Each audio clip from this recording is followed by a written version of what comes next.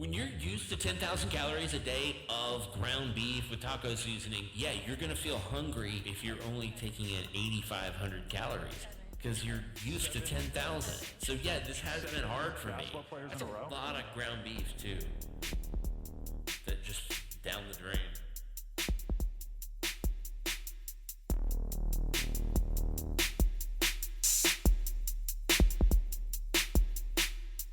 Welcome to the MindField. It's episode 76. Thanks for tuning in. I am trying to limit my caloric intake. That was just a little clip from some stand-up comedy I did last weekend. And I did a lot of, weight-based, jokes and a lot of weight-based material. But I am trying to limit my caloric intake. It's not 10,000 calories a day of ground beef with taco seasoning. But I think that's funny, and I've been saying that for a decade and a half. And I think sometimes I say that to be so ridiculous to cover up for, the bad dietary decisions that I do make on a day-to-day basis. They're not really the 10,000 calories of ground beef and taco seasoning, but, I know the difference between what I should eat and what I shouldn't. This is my weight gain's not an issue of not knowing. It's caloric regulation. So yeah, I'm down to 8,500 calories a day of ground beef and taco seasoning. Now they make me drain the grease out before I eat it. Ugh, boring. Welcome to episode 76.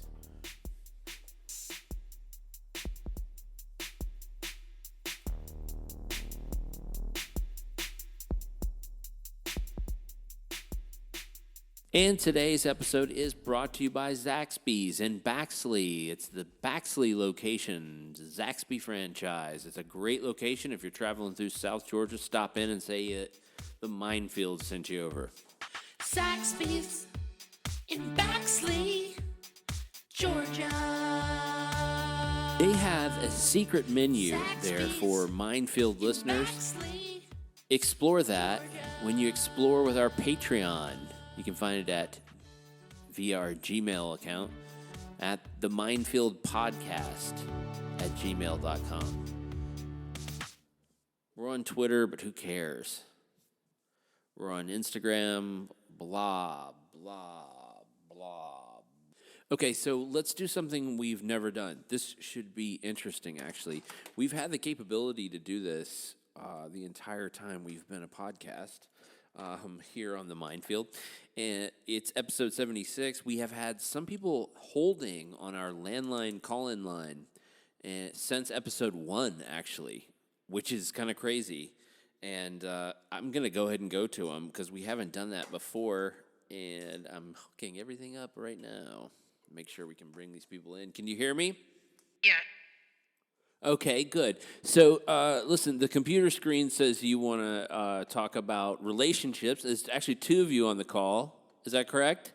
Yeah. Okay, so Taish Naish, say hello to Margot and Harold. How are you guys doing? Women cheat on men more than the other way around. Okay, get jumping right into it, I guess. All the time. Yeah. Women cheat so much more. You guys have been on hold for 4 years, and this is what you want to talk about? Women cheat on men more than the other way around. Good Women cheat so God. much more than men. Yeah, And when it's they cheat, really it's worse. Yes. Because Who when a man cares cheats, about it's just this? like, Are you? You're one of these couples that talks about couplehood and talks about cheating, and you talk about this stuff like that. This is what you're I think it's doing. totally different.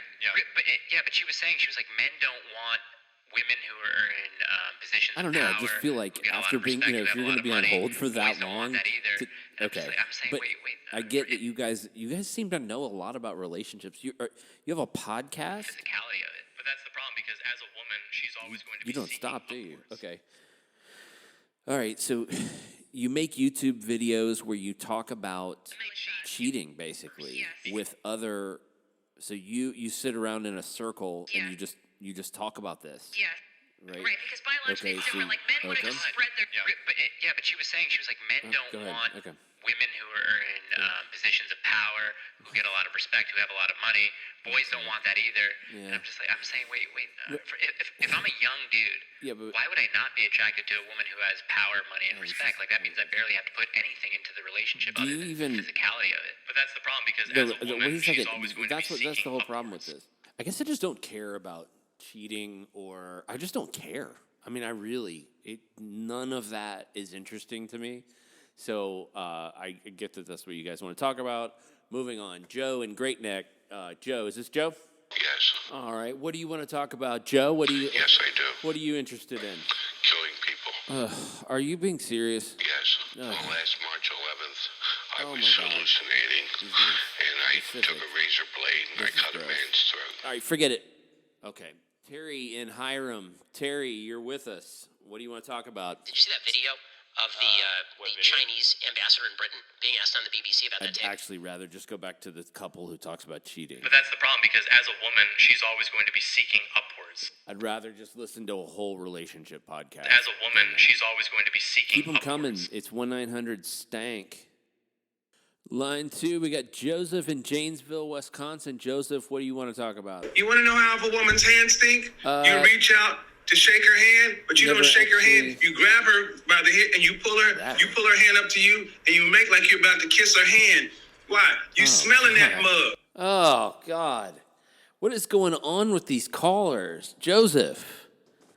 Our next caller, Joe in Stoughton, Wisconsin. So I'll shake Bob's hand. Hey, Oh, Bob, God. how you doing? It's a But I'll sin. grab Tiffany's hand, and I'll grab Tiffany's, and I'll say, Tiffany, charmed. Why And the I'll bring hand? her hand into here, Can you hear act me? like I'm about to kiss it.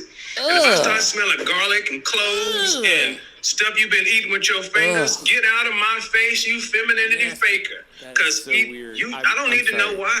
You stink. You don't wash your hands. That means you don't wash your hands after you wiped your butt. Okay. No. Sorry. I can't. I'm going to throw up. I'm not 100% sure why, but I'm going to throw up. Next caller, line 3. Because I have nothing to add. Like, All right, line 3. Peter in Noblesville, Indiana. Peter, you there? Came back and canceled the tour. All right, Peter. What? I'm trying hard before I die, homie, to put at least 100 rappers Okay. in jail. I'm the new hip hop police. Uh-huh. That's my ultimate goal. Okay. I got a quota I'm trying to meet. Okay. And we are open. The phone lines are open. Give us a call on the MindField here, MF22, and we'll take your calls on the show. Don't forget, the MindField is also a UFO podcast. So, here's some UFO stuff.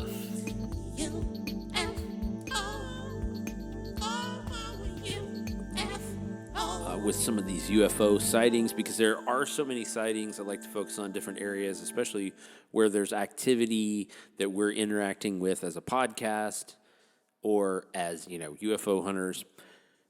In that last segment we did, I'm not going to lie, I'm still a little shaken by some of that, because that was strange. Some of that was strange, and it didn't go, the way I would ideally like that segment to go in the future, but you know what? I'm over it and I'm moving on. But a few of the calls came in from the Janesville, Wisconsin area, Stoughton, Madison, Wisconsin area. So I decided to focus on that part of the country, and it's been a part of the country I've been interested in, and with this very rich UFO history. 3 cities in the United States, I'll just keep it short, kind of claim to be the UFO capital of the United States and of the world. And one of them is in Wisconsin, Elmwood, Wisconsin. And Elmwood was home to a very famous and strange sighting that happened in 1961, the Eagle River sighting. And it was an encounter between an aircraft, according to the man who experienced this, Joe Simonton, an aircraft full of aliens. An encounter between this aircraft full of aliens and Joe Simonton, who was a plumber and a chicken farmer, and it was bizarre. And he was eating breakfast, and he saw this craft land in his backyard. And he went over there, and according to reporting done by WUWM 89.7 FM, the NPR affiliate in Milwaukee there, None of it was reported directly from Simonton himself, but he did extensive interviews with reporters at the time. And this craft was just sitting in his backyard, and it had an opening on the top, and he saw that there were these people, these like identical looking people, and on the inside the craft. And they all looked the same, and they were all small, and they all had dark skin and dark hair and dark eyes. It was not a soccer team. One of them came out of the ship, though, of the craft, with a water jug sort of thing.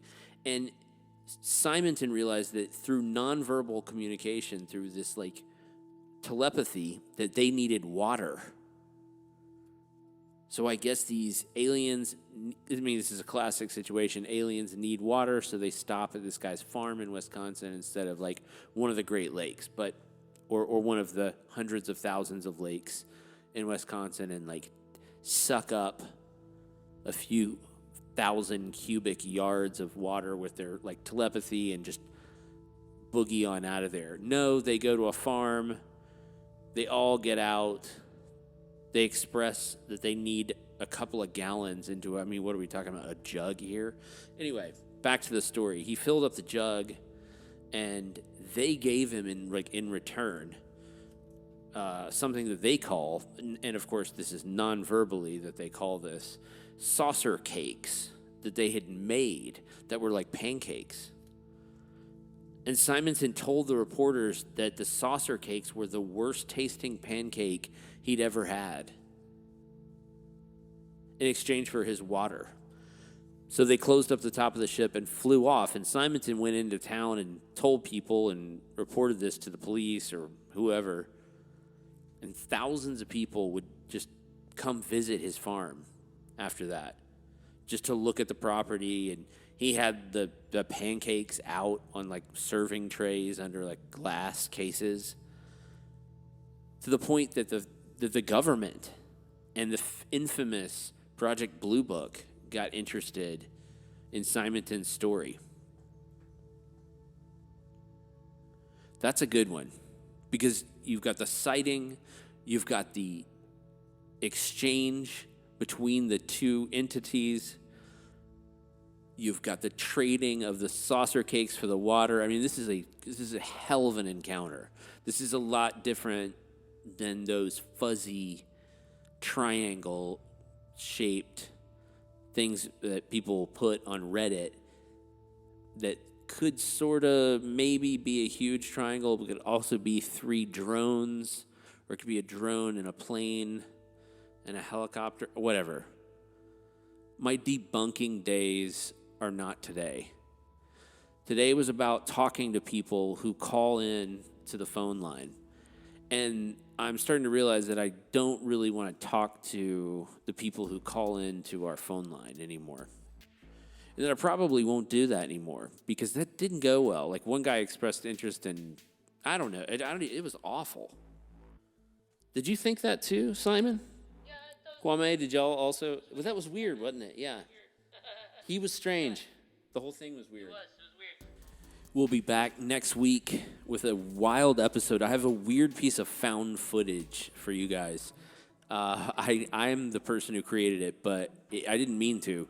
My voice recorder is voice activated, so sometimes if I scream in the middle of the night, or if I call out, or I'm having a raging, sort of nightmare where I'm fighting, and I can listen to it later to try to put back together some of this trauma, some of this PTSD work that we're doing. So the other night, the little baby had a blowout diaper that was just pretty gruesome, quite gruesome, in the middle of the night. And my voice recorder is next to the baby monitor. And so it picked up this wild scene over the voice recorder. So that's going to be our next episode. Oh my God. Oh gosh. It's all over. Hey. Oh, I'm so sorry. I'm sorry. It's not. Oh, watch the hair. Watch the hair. Almost done. Let me just cut this off real quick. Okay, breathe deep. Take a deep breath. Listen to what you've got in store coming at you next week. It's going to be wild, and I'll try to tone it down. I don't want people to, get sick listening to it. So we're going to try to edit out some of the spots that are a little bit more graphic. Some of the motor oil scene doesn't need to be in the podcast. It doesn't have to be. I'd love it to be in there. I really prefer it, but it doesn't have to be. So we'll see you next time. You're now leaving the MindField. Bye-bye.